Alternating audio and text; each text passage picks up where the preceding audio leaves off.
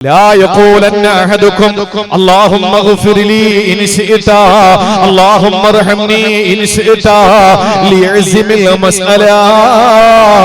فإنه لا مكره له رواه البخاري നബി മുഹമ്മദ് മുസ്തഫ സല്ലല്ലാഹു അലൈഹി വസല്ലമ തങ്ങൾ പറയുകയാണ്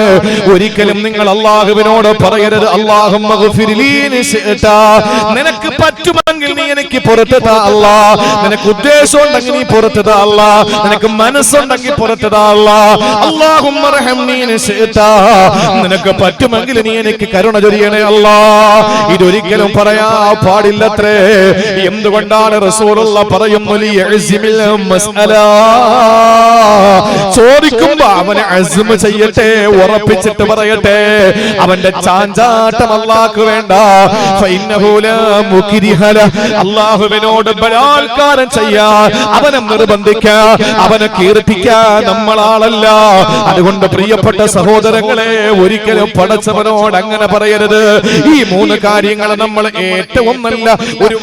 ഒരു വലിയ സന്ദേശമായി നമ്മുടെ ജീവിതത്തിൽ നമ്മൾ കുറിച്ചിടുക